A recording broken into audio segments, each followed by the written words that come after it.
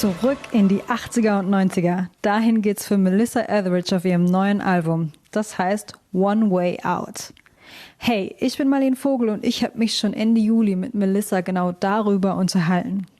Auf dem Album ist auch diese Nummer hier. As Cool As You Try. You're just as cool as you try. You're just as cool as you try. You either live or you die.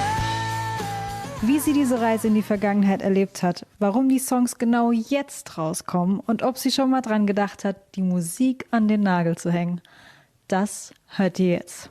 Hi Melissa, how are you? I'm very good. How are you? I'm fine as well, thank you. Thank you for taking the time. Where are you at right now? I am in Los Angeles in my home, in my office. It's a mess. That's okay. We're not going to look. Good. This is radio. We're going to talk about your album, One Way Out. That's going to be released in September. And those tracks have come a far way to be finally released. Can you let us in on literally the history that the songs carry?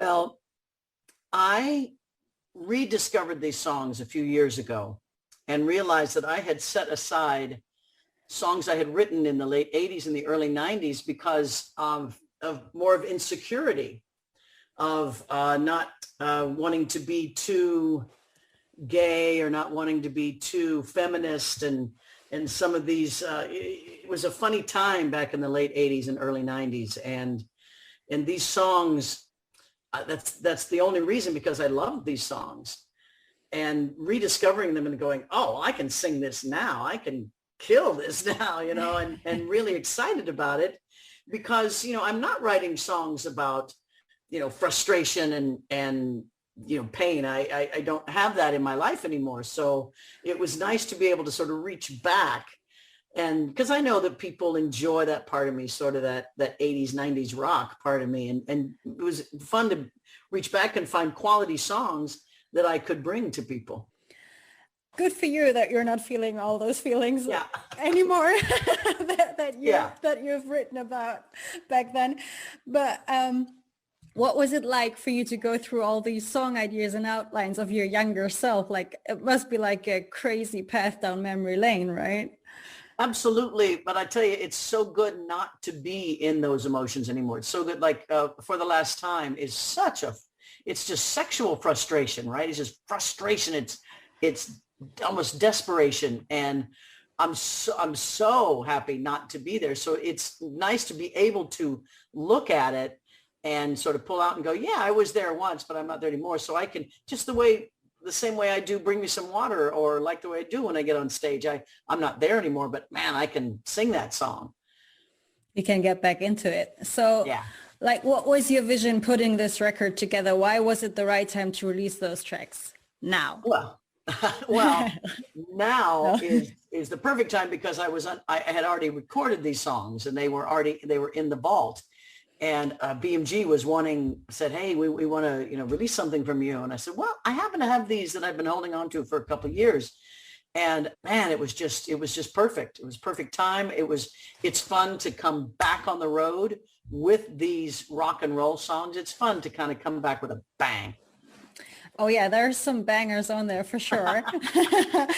The one I wanted to talk to you about now is a rather, not so much a banger, but that spoke to me, like Save Yourself. It sounds like this hymn on self-responsibility to me. Can you elaborate a bit on the song? Yeah, it was having this sort of emotion in, this thought in the early 90s was a little, it was one of the reasons I didn't put on any album, was it was kind of it was very feminist in nature. And, I'm not looking for no soldier. I'm not looking for a prince. I'm, some little girl wanted to take on the world, and I haven't looked back since. And that sort of empowerment that really finally broke open a couple of years ago. And it's nice to go, okay, well, here's something that I created 30 years ago, but I'm excited now to let it come to light and hopefully inspire others. Do you feel like you were a bit ahead of time, like a bit ahead of society? I've always felt like I've been ahead of the time and ahead of society. I'm always like 10 years ahead of everything.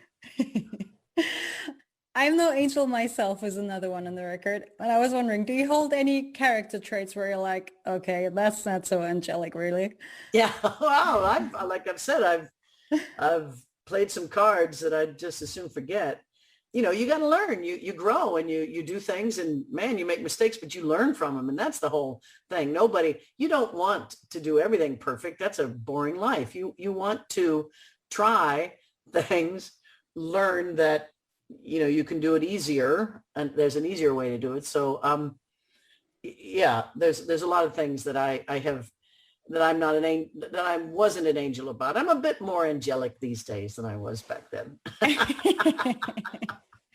So growing more to be more of an angel these days, maybe. There are 2 live songs on the album as well. You Have No Idea and Life Goes On. Like, what made you decide that they needed to be part of One Way Out? Well, they were really fun at the time. Those I was thinking about putting on the Lucky album, the beginning of 2000. And they were, again, one, Life Goes On, is looking back to the 80s. And it's in 2002, looking back. And now it's going to be 2022, looking back. So it's fun.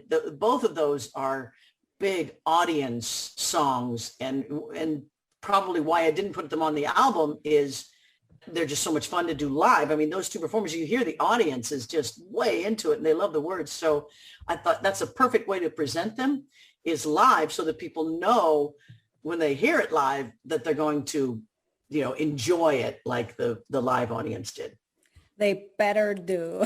They're big sing-alongs. Did the longing for live music strengthen that desire that maybe you had during the last year and a half? Oh my God, but not being able to, I'm a little ashamed at how much I miss applause, you know. You know, you get used to thousands of people applauding for you. So I really miss it. I think that exchange of energy of performing and having people, you know, feel your songs and move with it. I do miss that very much. I'm looking forward to it. I've got 1 more week and I'll be out on the road. That sounds exciting. And you'll be coming to Germany as well. I saw next year you're scheduled to be back here. How have you perceived the German crowd in the past? Oh, I love German audiences. Some of my favorite. You guys love rock and roll, and you consistently love rock and roll. You still love rock and roll. You are loyal and you love the songs. I could clap my hands once. You're all with me from then on out. I could sing one thing. You'll sing it right back to me. You'll sing the whole song to me. You love that.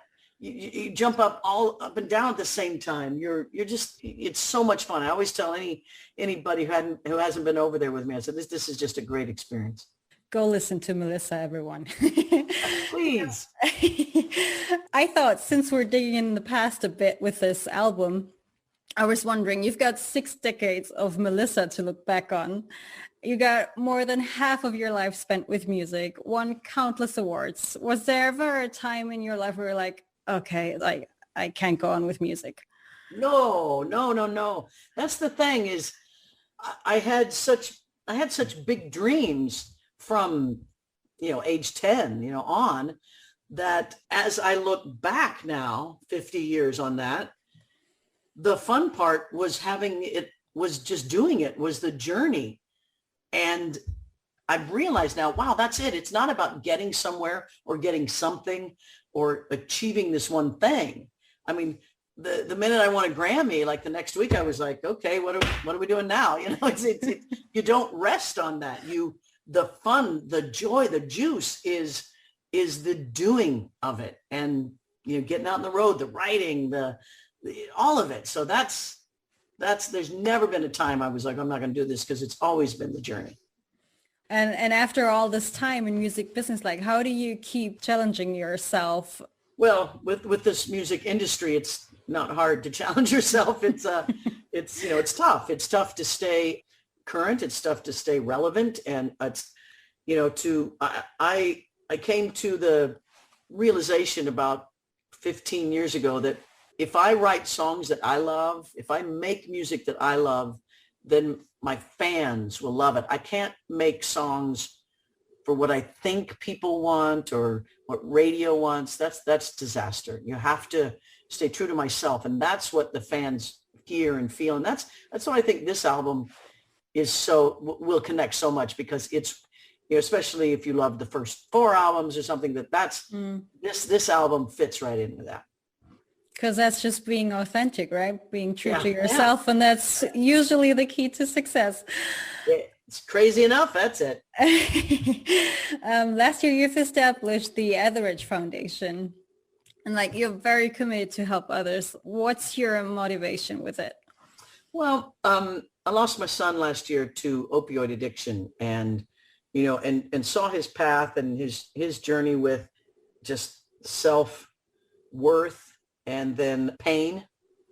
And I said there's got to be something else. This addictive, drugs that people use to be out of pain. There's got to be another path. And so we're dedicated to looking for options. We are, mostly looking at plant medicine. Your cannabis is psilocybin, these things that are not addictive, but can relieve, can help the brain with pain. So, it's just, just don't want his life to have been, I wanted to help others.